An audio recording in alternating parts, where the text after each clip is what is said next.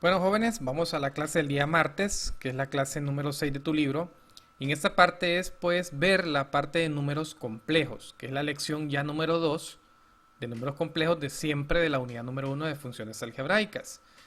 Vamos a entender hoy el concepto de lo que es un número complejo en las matemáticas, ¿ok? En lo que nosotros vimos en el primer parcial de Matemáticas 1 fue la definición de los números reales.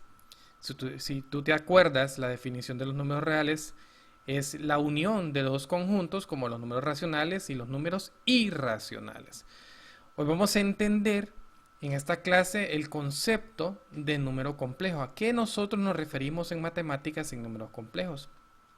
Lo que sí cabe recordar acá es que cuando yo empecé a definir en el primer parcial del primer semestre todos los conjuntos numéricos, yo te hice ver en la pizarra que lo que realmente existe para que un conjunto salga del otro es que existe un defecto manifiesto en la numeración. Es decir, que para que existan los números enteros, hay una operación de resta que no está definida en los números naturales. Y a eso es que nosotros lo llamamos en la pizarra como un defecto manifiesto de los números. ¿Ok? Entonces vamos a encontrar hoy que existe otro defecto manifiesto de los números y ese defecto manifiesto, que es el último, se le llaman números complejos. Entonces entremos a ver esa parte. En tu libro aparece lo siguiente y empieza la temática de números complejos con el ejemplo 2.1, como a continuación te lo leo. Dice por acá, resuelva las siguientes ecuaciones y determine a qué conjunto de números pertenece la solución. Entonces me dan aquí 5 ecuaciones que vamos a resolver. Son ecuaciones lineales y ecuaciones cuadráticas. Y vamos a ver a qué nos lleva el poder resolver esas ecuaciones. Fíjate bien, si yo trato de resolver la primera, es una ecuación lineal, entonces tendríamos lo siguiente. Tendríamos x menos 5 igual a 8.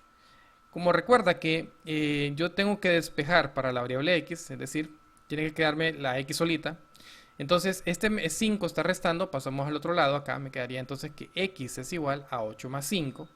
Y al efectuar la suma de 8 más 5, x va a ser igual entonces al valor de 13. Este número 13, si tú recuerdas la definición de los números naturales, pues son todos los números enteros positivos que nos sirven para contar. Por tanto, 13 pertenece a qué conjunto? Pertenece al conjunto de los números naturales, como tú lo puedes observar acá, que te lo estoy escribiendo o te lo estoy colocando aquí en esta presentación. Bien, entonces 13 es un número natural, eso ya lo sabemos nosotros. Vamos con el inciso B. En el inciso B lo que yo tengo es x cuadrado menos 4 igual a 0. Si yo resuelvo esta ecuación cuadrática incompleta, este 4 que está aquí restando pasaré al otro lado en positivo y me quedaría que x cuadrado es igual a 4. Para resolver este tipo de ecuación cuadrática incompleta como lo hemos aprendido, sacamos raíz cuadrada en ambos lados de la igualdad. Entonces aquí me quedaría la raíz cuadrada de x cuadrado es igual a la raíz cuadrada de 4.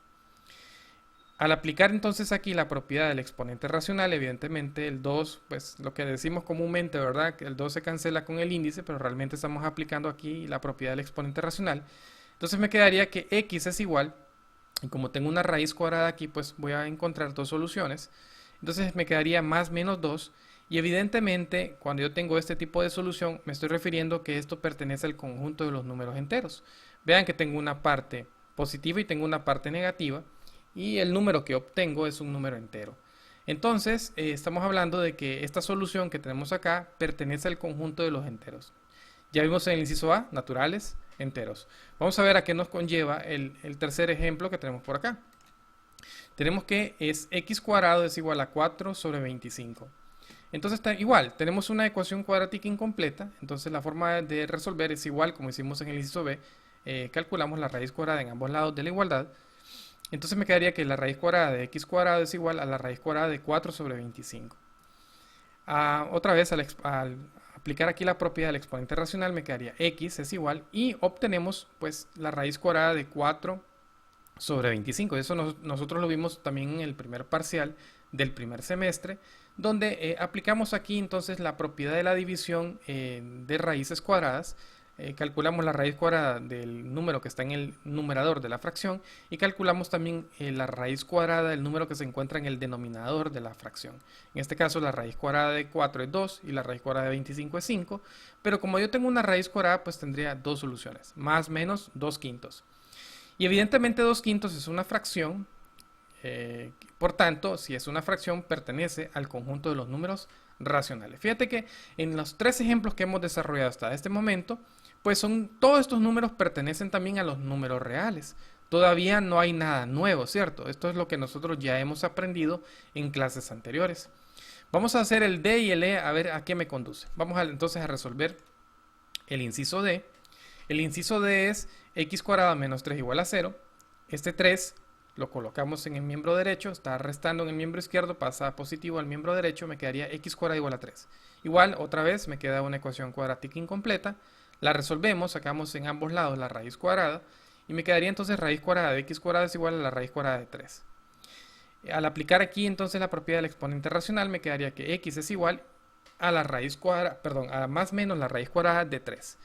Evidentemente la raíz cuadrada de 3 es un número irracional, por tanto pertenece a ese conjunto. Quiere decir entonces que los primeros cuatro incisos A, B, C y D, hemos hablado entonces de números naturales, de números enteros, de números racionales y de números irracionales. Todos estos conjuntos numéricos ya los habíamos visto en Matemáticas 1, primer semestre, y habíamos visto por qué pertenecían a cada uno de los conjuntos. Eso ya lo habíamos visto en clases previas. Ahora, lo nuevo viene aquí. Si yo tuviese ahora esta situación de x cuadrado más 1 igual a 0, y yo quisiera resolver esta ecuación cuadrática, pues evidentemente este 1 que está en positivo lo colocamos en el miembro derecho, y pues me quedaría que x cuadrado es igual a menos 1. Si yo tratase de resolver esta ecuación cuadrática al sacar su raíz cuadrada, pues me daría cuenta como el exponente, o mejor dicho, el índice que tendría de la raíz es índice par, pues me daría cuenta que eso no estaría definido dentro del conjunto de los números racionales. De hecho, si tú utilizas tu calculadora y escribes en tu calculadora, escribirías raíz, en este caso de menos 1, y le damos igual, entonces ¿qué es lo que va a pasar en tu pantalla? Te va a marcar error, porque evidentemente no está definido que la raíz cuadrada de menos 1 me dé un número real, ¿ok? Entonces no está definido para las raíces cuadradas este valor, porque no existe un número que al elevarse al cuadrado, pues me devuelva un negativo 1. Por esa razón entonces nosotros no podemos establecer que la raíz cuadrada de menos 1 me va a dar otro número como solución real. Cuando sucede eso entonces nos topamos entonces con lo que te decía al inicio del video. Existe un defecto manifiesto entonces en cuál conjunto, de los números reales, en este caso en particular. Quiere decir que debemos de conformar otro conjunto numérico que me permita aceptar este tipo de número que yo tengo acá, que es la raíz cuadrada de menos 1. Y más adelantito te voy a explicar qué significa entonces la raíz cuadrada de menos 1. Eso tiene un valor que ya lo vamos a ver con los números complejos.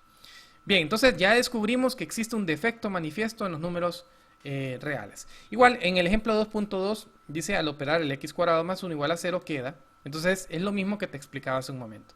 Nos queda x cuadrado más 1 es igual a 0. Al despejar el 1 que está positivo aquí pasa negativo, me quedaría x cuadrado igual a menos 1. Al operar esta parte me quedaría x cuadrado es igual a raíz cuadrada de menos 1. Y si yo establezco el mismo procedimiento que hemos venido trabajando anteriormente, nos daremos cuenta que me quedaría de esta forma. Ahora bien, esto que tengo acá no está definido, como te lo acabo de probar, no está definido en el conjunto de los números reales. Quiere decir entonces que esta raíz cuadrada de menos 1 tiene que tener otra forma, otro valor o definido en otro conjunto. Entonces, cuando sucede eso, entonces nos vamos a decir lo siguiente, que el número imaginario i es definido como i igual a la raíz cuadrada de menos 1 y también vamos a tener que i cuadrado es igual a menos 1. Fíjate bien lo que aparece en tu libro. Quiere decir entonces, de aquí en adelante, que cuando nosotros miremos la raíz cuadrada de menos 1, en vez de escribirlo de esta forma, vamos a decir que esto es i. Y ese i se le llama un número imaginario. Eso que tenemos acá es un número imaginario. Y esta otra partecita que tenemos acá del i cuadrado igual a menos 1 es porque lo que hace el libro es que eleva al cuadrado esa raíz de esta forma. Entonces en ambos lados se elevó al cuadrado. Pues al elevar el cuadrado sabemos por propiedades que esto me quedaría realmente de esta forma. Me quedaría menos 1 al cuadrado es igual a i al cuadrado. Aplicando aquí las propiedades de exponente racional, entonces me va a quedar que menos 1 es igual a i cuadrado, que es lo que tú miras que tenemos acá. Incluso yo podría haber, en esta parte de acá, ser más explícito, pude haber dicho también menos 1, colocándolo como exponente racional sería 2, de esta forma, 2 sobre 2, ¿cierto? El exponente que está acá es este que está aquí, y el 2 pues es el índice de la raíz, entonces 2 sobre 2 me quedaría 1, ¿cierto? Me quedaría menos 1 a la 1, y esto evidentemente es menos 1. Entonces, por esa razón, el i cuadrado es igual a menos 1, ¿ok? Entonces ya hemos descubierto entonces que existen otro tipo de números, en este caso, cuando tenemos la raíz cuadrada de menos 1, que es un número imaginario. Bien, por tanto, podemos definir lo siguiente. El conjunto de los números complejos es el conjunto de todos los números de la forma a más bi, donde a y b son números reales e i es igual a menos 1. Es decir que esto que teníamos acá simplemente es un número imaginario, sin embargo, yo lo puedo reescribir de una forma, se llama binómica. Es decir, donde voy a tener una parte de un número real más la parte imaginaria, como lo tenemos acá, a más bi. Es decir, el valor de a siempre va a ser nuestra parte real y el bi va a ser nuestra parte imaginaria.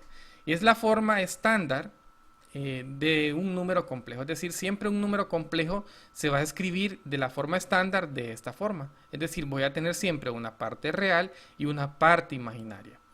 Por tanto, ese conjunto de números complejos se puede denotar de esta forma. Se va entonces a nombrar con una letra C mayúscula y vean que están fuera de los números reales. Es decir, la unión, o por decirlo de alguna forma, un número complejo está formado por un número real y por un número imaginario que tendríamos por acá. Entonces aquí nos dice que se denota el conjunto de los números complejos. En el número complejo a más bi, la parte real es a y la parte imaginaria es bi, como te lo habíamos mostrado por acá. Muy bien, entonces ya descubrimos que existen otros conjuntos numéricos que se llaman números complejos y que surgen a partir de este tipo de situaciones cuando nosotros no le podemos dar una explicación desde el punto de vista de los números reales. Por tanto, hemos dicho entonces que existen esos números complejos que es, en este caso, una parte real con una parte imaginaria.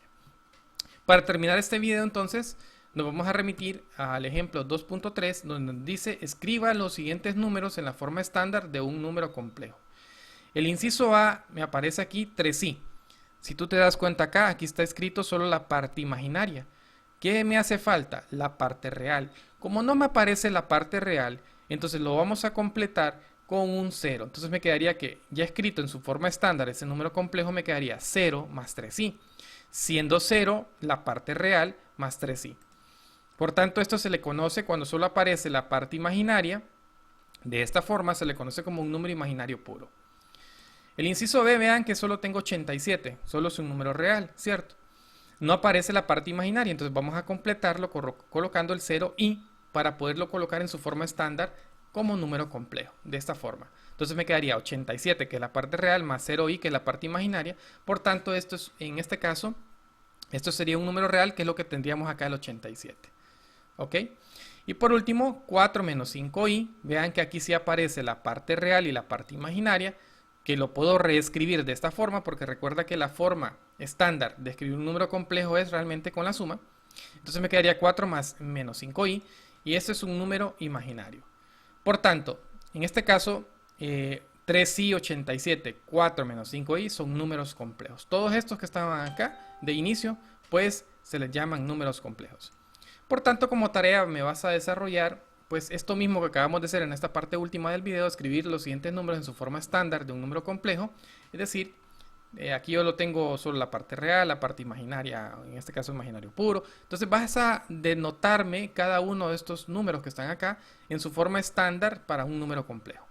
Recordándote que si tienes dudas, inquietudes, me puedes escribir al WhatsApp y yo con mucho gusto te voy a auxiliar con tus tareas en todas las inquietudes que tú tengas. Nos vamos a ver entonces hasta la siguiente clase.